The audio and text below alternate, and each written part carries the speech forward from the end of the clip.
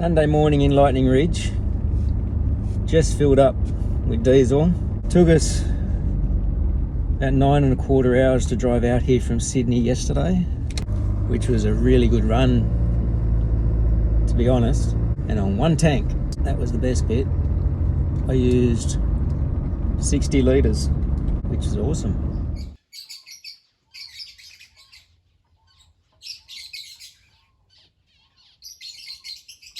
Leaving Dad's. Leaving it late to leave. It's 1:40 now, but I've already got diesel in the car, so I just need to go. 8 hours back to our house. Didn't think I'd stay around this late, but when you don't get to see people that often, catch up, don't you? Especially when things been in hospital.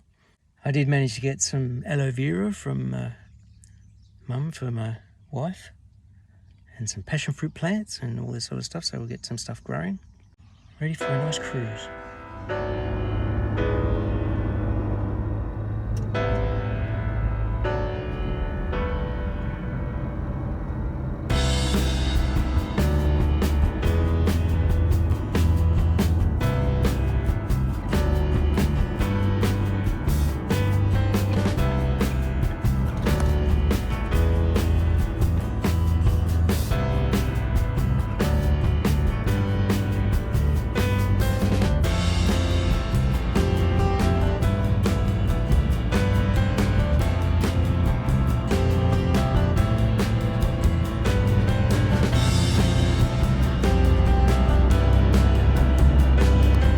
Country towns out this way, Lightning Ridge is one of the ones that I've visited repeatedly. It's a tourist town. If you want to do all the tourist things, the walk-in mine, actually some of them I don't know if they're still open, because public liability a few years back started closing some stuff down. There's a lot of things that you can come to see.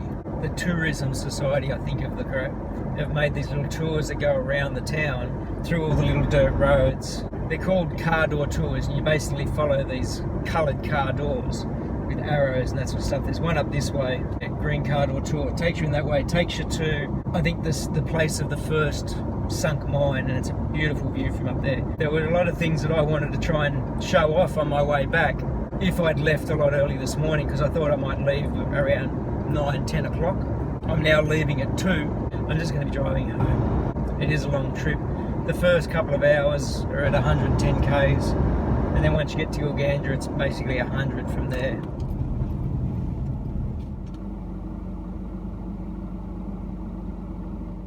Just thought I'd show you that. Queensland border's about 60 k's that way. Every border crossing is going to have blockings on it. Of course, people from New South Wales can't go up into Queensland.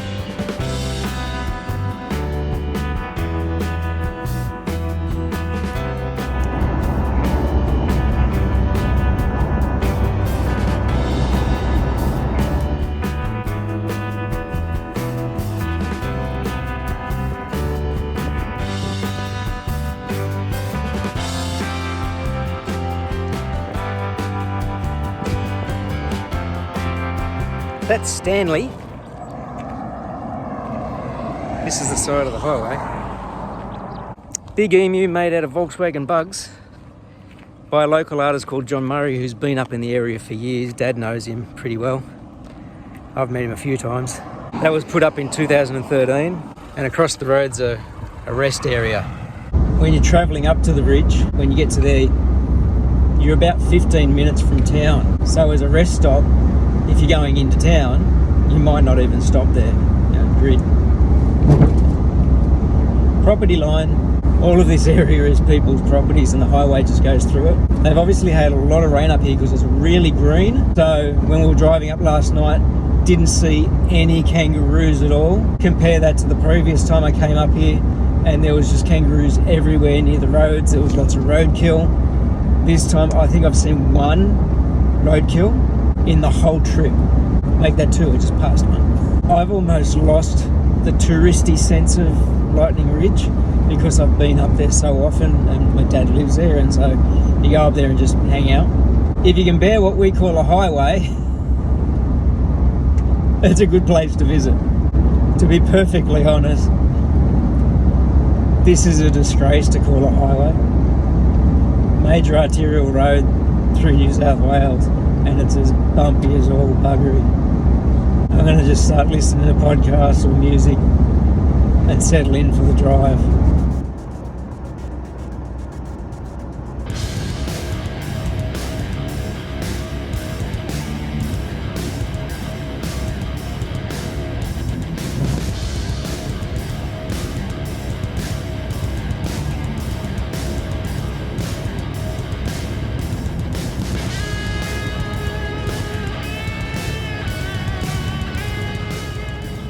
Those big blue tarps are giant open grain, like open air type thing, grain silos. So instead of being what you'll know of as a giant tower of grain, they just dump it all like that and to create giant mountains of it and cover it with these huge blue tarps. And then the trucks will come up and collect it and start taking it off. Dad reckons they'll start doing it in the next couple of weeks, that they'll start taking that away. But it's about, I think you said there's about 10 of them full right now, and that's like an excellent bumper crop. The last time I came up here, which when we were in the drought, there was maybe one. There was hardly anything there. It was really bad. That's just outside Walgett, just coming up to Walgett now, about to hit the slower speed zones.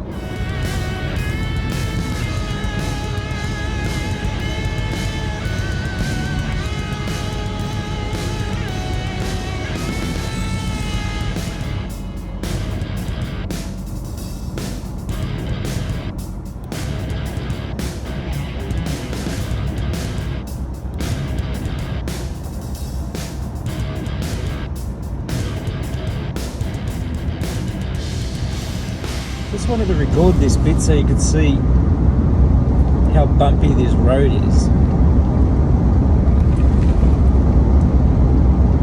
What's the bet? I've just passed the worst part, because back there, car was bouncing like crazy.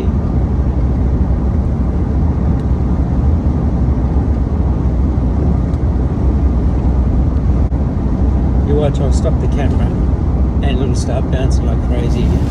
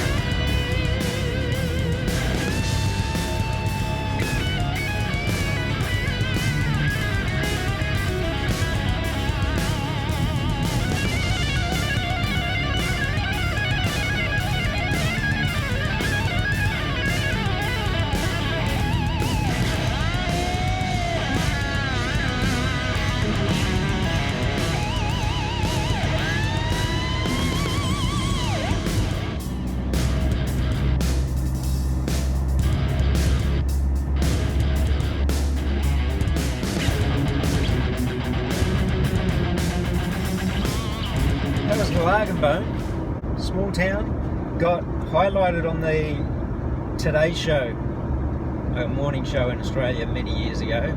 No idea why, but they held the show basically like on the main street, or in the park, that park that's in the main street.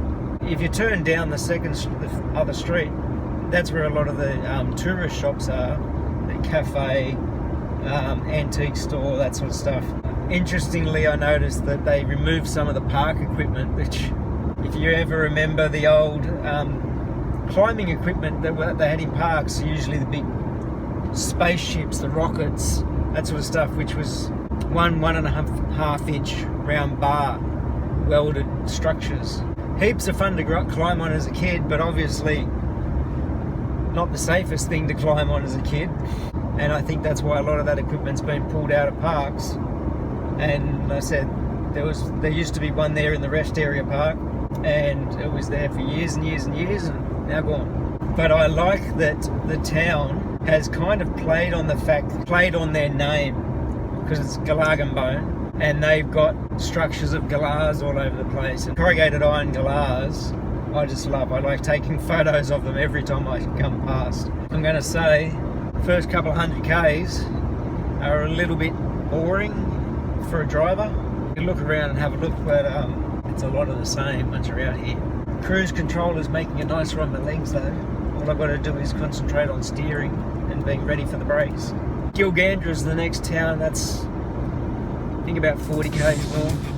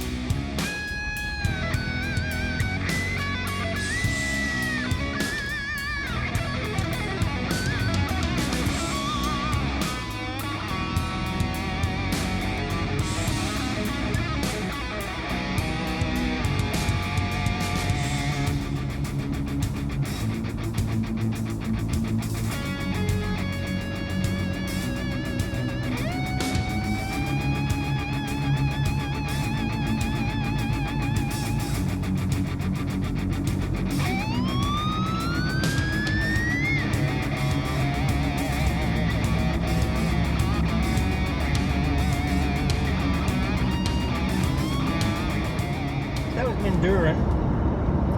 It obviously sprawls out a lot more from that just one street, but there's a park there. It was always a stop. We'd travel up and down and we'd have the dogs with us.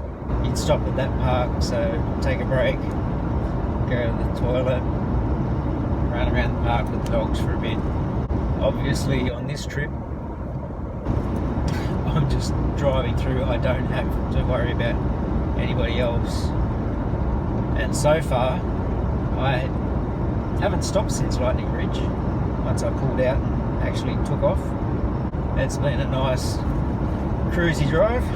Past the halfway mark in terms of kilometres. That part is all straightforward, which is always good when you're driving out. I've got a little under 300 k's to go, I think. It's more of the winding through the countryside roads.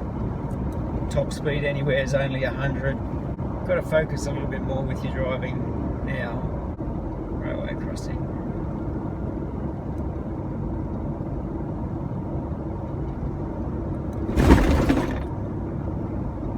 That was a railway crossing. No wonder they tell people to slow down there. From here on too, you're driving through a lot more foresty type areas, more trees. 30 k's to 92, so that's not going to take too long.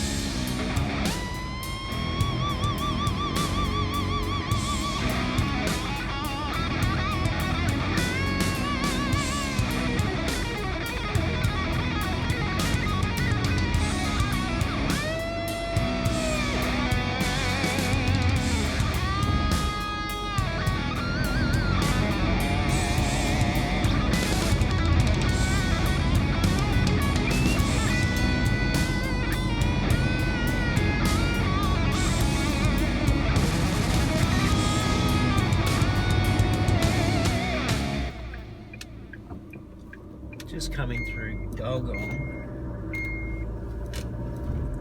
and Gulgong's one of the goldfield towns here. There are statues here of Henry Lawson, which I can't exactly remember why, unless he was this was how he settled a bit.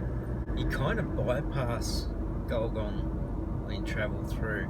I certainly do. I haven't really been into the main street of Golgong, I think, since our Year 9 history excursion to the goldfields in Hill End. We did come into Golgong for some reason.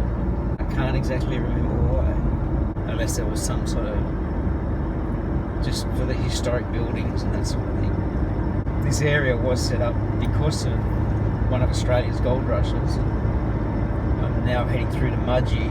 In between Golgong and Mudgee, kind of off to the side and across towards Bathurst, is a town called Hill End and one called Safala. That's where a lot of the gold rush was.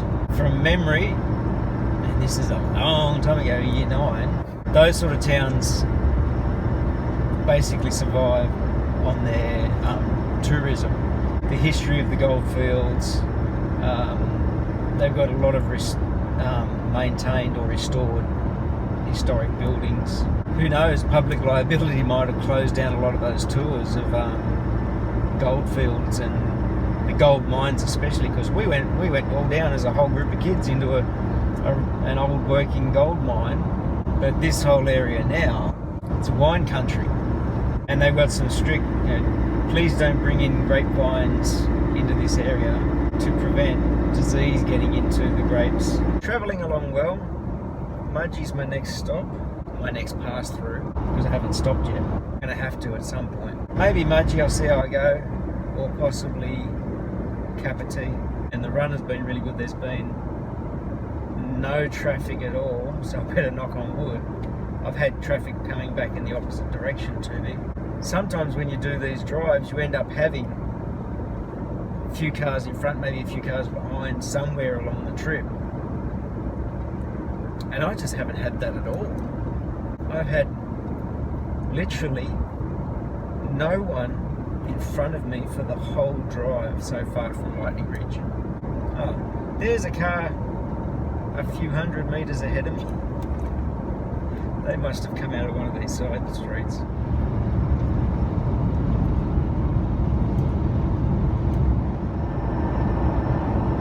See that car tearing ahead of me now? Number one, he's speeding like crazy. I'm doing the speed limit of 100. He just started swooping up behind me, and I had plenty of spots where he could have passed me. And then he started to pull out to pass me just before the room to be able to pass me was disappearing. And just as he was getting beside me, a car comes up the other way. So he's had to pull in really tight in front of me and take off. He's flying away now, he's gone. There's a set of commercials going at the moment because of people are going to be travelling, despite COVID, you're allowed to travel around within the state. There's currently no restrictions on travelling around within rural New South Wales. But they have these ads called the YNR. While you're travelling, think about what you're going to be doing. So if you're going to go overtake somebody, really think about it. And they've got the guy sort of behind a truck, and he sort of pulls out and he goes, yeah, nah, and he pulls in, and another car comes the other way and passes. Because too many people try and overtake and pass other people without giving themselves enough room and without realising that their car's got to be able to accelerate enough. And that guy was one of them. So Mudgee became the stop. I've been drinking a bit of water while we're driving, and Coke, but a bit of water. This little park rest stop has been somewhere where I have stopped just about every time I come through. It's a good distance from the mountains here. I'm actually going to splice in a piece of video about this rest stop that I discovered a few years back when I'll splice it in. Just wanted to show you something brand new out in Mudgee. I came through just a couple of months ago and stopped at this toilet stop, and it's all been done up. Have a look. Brand new facility.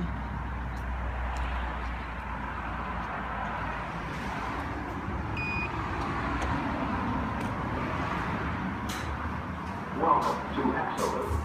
Please press button to close and lock door.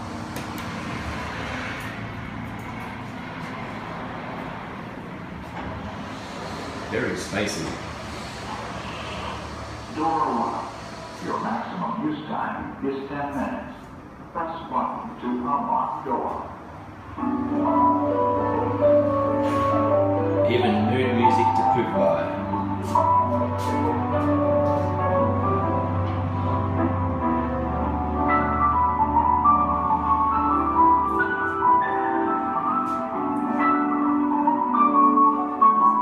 Check this out.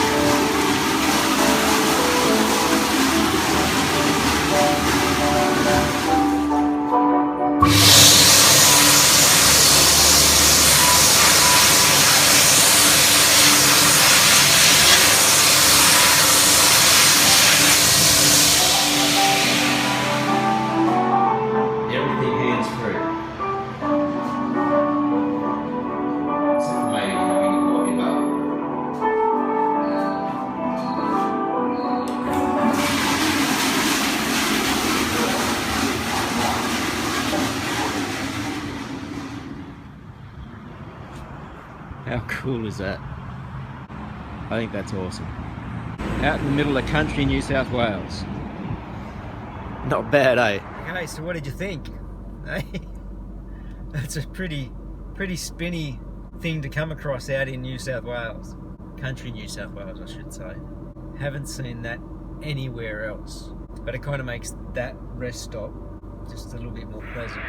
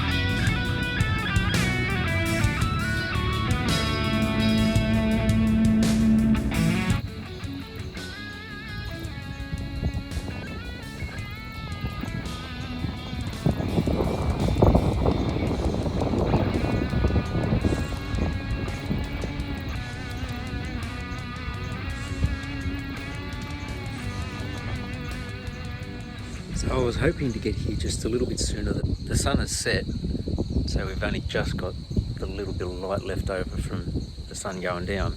This is Pearson's Lookout, overlooking the Kapiti Valley. This is our comparison to the Grand Canyon. It's apparently a lot wider. This whole valley is wider than the Grand Canyon in the US. It's 30 kilometers wide, I guess, from this point over. It's a kilometre wider than the Grand Canyon, but it's nowhere near as deep. So we're 900 metres, 907 metres above sea level, 627 metres from the lowest part of the valley floor. Would have been great to see this with the sunset really shining on it, but I mean, I had another shot. That is pretty impressive.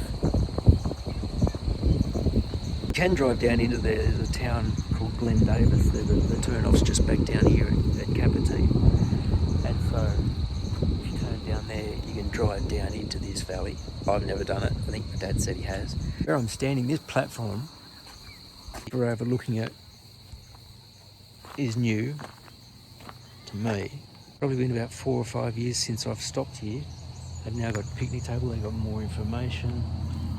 Here, when I last stopped here, you see the little fence that's behind the fence, like that one? That's all that was here. Truck's been doing well. I felt like I needed another real stretch before I get hitting into, it's going to be dark soon, so the drive through this winding section to Lithgow and then up to Katoomba. I've done it a lot of times. It's not raining this time. I just need another stretch.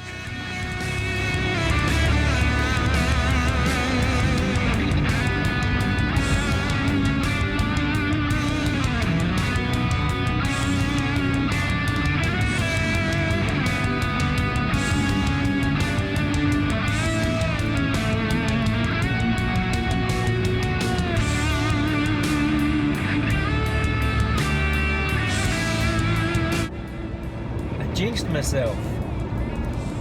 It started raining. Not heavy, but the road's wet and my windscreen's really smeary from the bugs.